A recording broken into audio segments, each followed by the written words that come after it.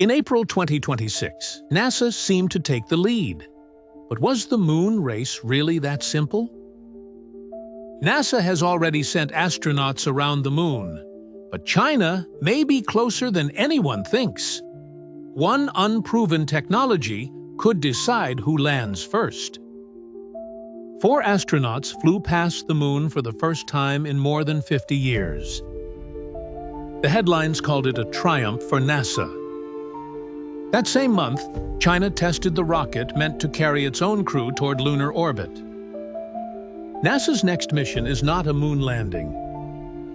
It is an Earth orbit test of a lander that still has major work ahead. Look past the flags and press releases, and the race becomes much closer. NASA's Artemis program has already sent 4 people around the moon and brought them home alive. It was the first human journey that far from Earth since 1972. The crew passed the Apollo 13 distance record and returned after 10 days. China has never sent a human beyond low Earth orbit, but it has landed robotic missions on the moon 5 times. Chang'e 6 returned samples from the lunar far side in 2024. That was a world first. This is more than a patriotic contest. Both programs are targeting the lunar South Pole. Permanently shadowed craters there may hold water ice.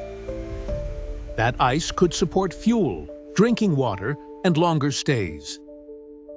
Reaching those sites first could shape the most valuable lunar positions for decades. Budgets and timelines show where ambition meets reality. NASA is operating at about $24 billion a year, with Congress keeping funding flat.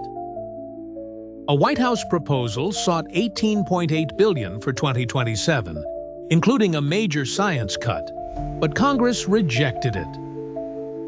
China's budget is estimated at $8 to $14 billion a year. Its total is smaller, but its funding is more politically protected. Artemis III is now planned as a low Earth orbit test in late 2027, not a landing. NASA's first landing has moved to Artemis IV in 2028, while China still targets crewed lunar orbit around 2027 and a landing by 2030. By late 2027, both sides could have astronauts circling the moon, and the lander may decide the winner.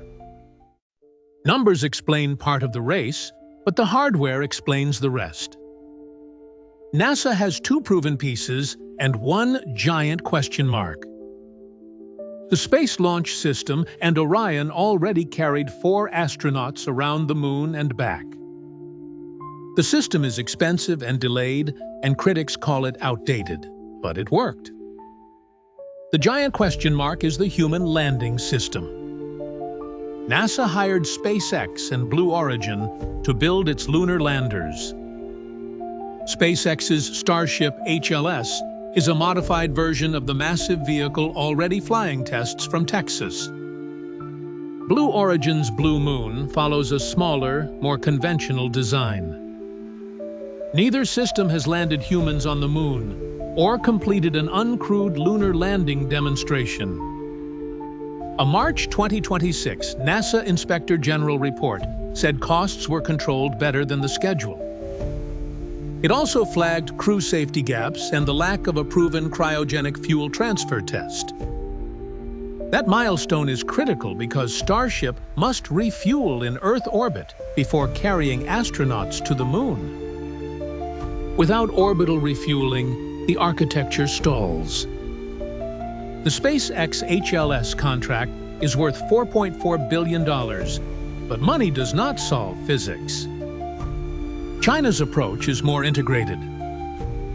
One state program is building the rocket, crew capsule, and lander together. The Long March 10 completed a low-altitude flight test in February 2026. Its booster also managed a sea landing near a recovery barge. Engineers tested the Mengzhou crew spacecraft during the same campaign. China's lander is designed to fit directly on its own rocket. That removes orbital refueling and reduces the number of failure points. NASA is betting on commercial speed, scale, and competition. China is betting on vertical integration and steady state-backed progress. Neither side has a working crewed lunar lander, and that single machine could decide who touches down first. Because both programs face the same lander bottleneck, the winner may be decided by the wild cards. NASA's biggest variable is SpaceX execution speed. If Starship proves orbital refueling and completes the uncrewed lunar demo, a 2028 landing becomes realistic. SpaceX often moves fast by testing aggressively and learning from failures.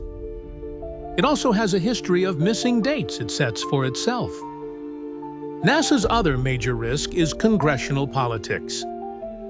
The 2027 budget fight showed how exposed the program is to political swings. Congress rejected the deepest cuts and kept funding near $24 billion. But months of uncertainty make long-term planning harder for contractors working on 5-year horizons. China's biggest wildcard is experience. It has never flown humans beyond low Earth orbit. It has never managed a crewed deep space mission. In deep space, a crew cannot simply deorbit and return within hours.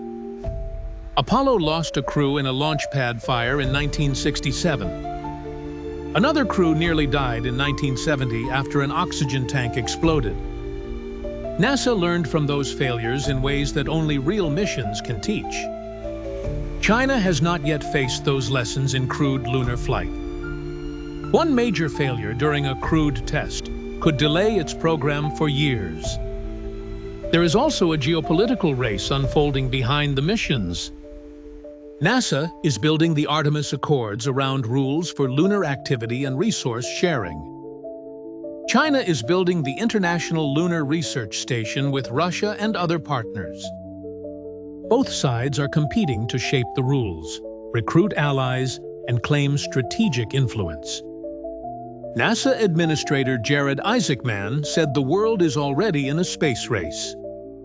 If China sends a crew around the moon in 2027, the perception gap could close almost overnight. We have compared the missions, the budgets, the hardware, and the risks. Now it is time to make the call. NASA leads in proven crewed deep space flight. Artemis ascent showed that SLS and Orion can take a crew around the moon and return safely. China cannot match that achievement yet. China leads in integrated planning and political stability. Its program is less dependent on Congress and outside contractors meeting difficult deadlines. The deciding factor is still the lunar lander. NASA's landers have more money and more testing behind them, but they face the harder technical problem. Orbital refueling is a new capability that must be invented, demonstrated, and proven safe. China's lander is less tested and less publicly documented. But its architecture faces fewer integration risks because the main systems sit under one state program. The prediction is that NASA is more likely to land first, with 2028 as the target. The margin is razor thin. A major delay in cryogenic transfer or the uncrewed demo could push NASA into 2029 or later. If that happens, China has a real chance to win the first landing. Its 2030 target has more buffer and less dependence on outside contractors. A Chinese first landing would create a major geopolitical shock. It could reshape global perceptions of leadership in technology and exploration. It could also give China the first claim on the South Pole sites that matter most for long-term presence. By 2032, both countries will probably have some form of lunar presence. The 2027 to 2028 window is about the first headline, not ownership of the moon. The deeper race begins after landing, when bases rise and resource extraction starts. Lander technology, not flags or funding, will choose the first winner. Subscribe for more data-driven journeys into the deep space economy.